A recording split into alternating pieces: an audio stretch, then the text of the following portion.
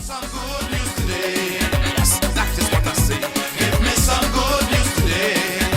That is what I say. I want a day when nobody didn't kill nobody and nobody didn't shoot nobody and nobody didn't hurt nobody. No, nobody didn't lie, kidnap, murder, rape, mama guy. Nobody and nobody had to cry. Nobody know. When the People's Partnership government came in 2010, they decided that we couldn't allow the sugar industry and the remnants of the sugar industry and the heritage of the sugar industry to simply be abandoned. And if you had come here on this side and looked at what it was at that time, grass, jungle all over the place, today you would go and look at Sevilla House, which is the museum site, which looks totally different from what we inherited in 2010. So what happened in 2010 then is that the government gave to the Sugar Museum and Heritage Village Committee, gave this committee 520 acres of land, which is right here on this site, and gave us a commission to develop this into a number of things. So one of the things that we are developing now, and you'd go and you look at it, is a sugar museum. Another thing that's under construction, almost complete, is what used to be Sevilla Club, which was the club of the elites. And that is under very heavy reconstruction. So far we've spent $6 million of it. We have another $4 to put into that project to make it into something really very presentable. We have used the old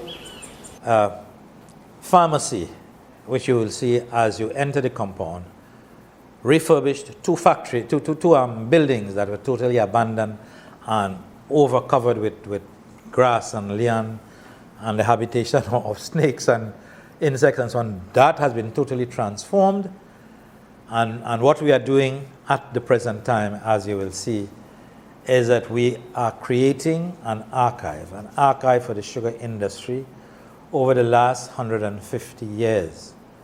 But what you would see in those reconditioned health buildings is just, you can say, the surface of what we have. So I hope you would also go up to Reflection House, which is one of the abandoned bungalows in which the managers lived. And you will see Reflection House filled, completely filled, with hundreds of thousands of documents that relate to the sugar industry. And for the past year, and right now, we have had permanent staff, young men and women from the area here, who have been cleaning it up, sorting it out, abandoning what is totally irretrievable. And we're getting a lot of advice from the National Archives and from persons who have given voluntary service from abroad, so that in Reflection House we have an enormous stockpile. My own view is we'll take another 3 years before we clear what is in Reflection House and bring it down to the sugar archives. But it's an ongoing process. We've got an enormous amount of stuff. Persons who might wish to do research on any aspect of the sugar industry can come even now and look at these fantastic archives, which we have collected from all over Trinidad. They were abandoned in warehouses, in people's houses, on the factory site here. And we have now collected all of it, an enormous quantity of it, as you will see. And we are now in the process of cleaning, restoring, so that will become an important part of the ongoing collection of the sugar archives. On the factory site, which is just behind this building, as you would see when you go, we have brought a number of train engines. I believe it's about 4 train engines from Usine. And these are 35-ton Hunslet engines manufactured in Britain. And I'm very pleased to say we have rescued these engines. We put tracks for them, and that'll be a permanent part of the Sugar Museum, which because of its size cannot be put in Sevilla house, which is going to be the Sugar Museum, but that's going to be here. And we are also in the process of restoring the factory. The factory had 2 chimneys. About a year ago, one of the chimneys totally collapsed. We are seeing what best we can do to keep up the other chimney, but we want to restore that as a factory when it was in operation. It would not now be in operation. It's a museum piece, but we want to bring it as close as possible to the factory, how it looked when it operated. And if you go just to the west of the factory, you'll see where we had 4 cooling ponds. 4 cooling ponds, each about 3 acres in circumference.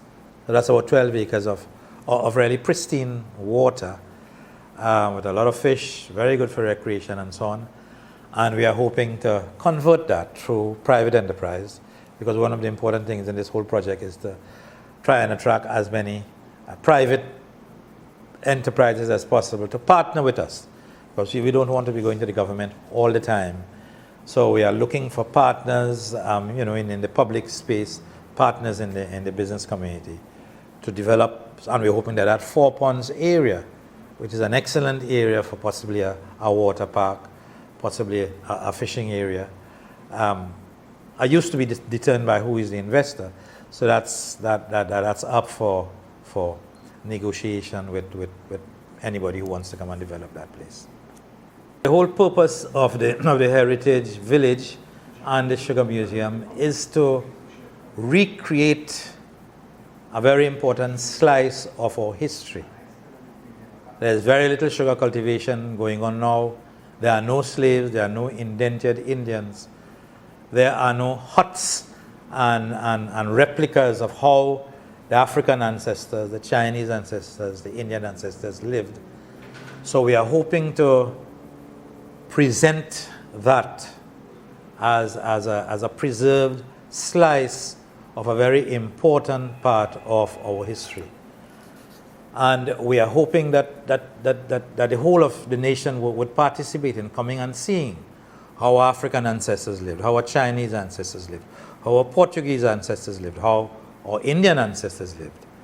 So we hope that this village would encapsulate all of these characteristics of our history. There is no other place, to my mind, in Trinidad and Tobago that is doing this in the total manner that we are doing it here. Right now, the place is not formally opened to the public because of so much of ongoing work, as you will see. However, if there are groups of people, and in this regard, we are very pleased to say that quite a number of secondary school students come from time to time. We have a film talking about the whole development of the sugar industry and the Sugar Heritage Village, which we show them, and then we do tours of the compound, showing them what we've done so far, what we intend to do, and asking people for suggestions as to what you would like to see in a site. Yes, that is what I say. Give me some good news today. That is what I say. I want a day when nobody didn't kill nobody and nobody didn't shoot nobody and nobody didn't hurt nobody, no. Nobody didn't lie, kidnap, murder, rape, mama guy, nobody and nobody had to cry, nobody, no.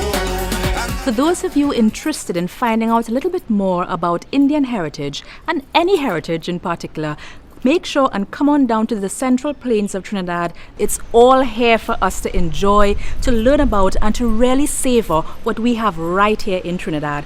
This has been Real Life with Nicole. I'm Nicole. Love your country.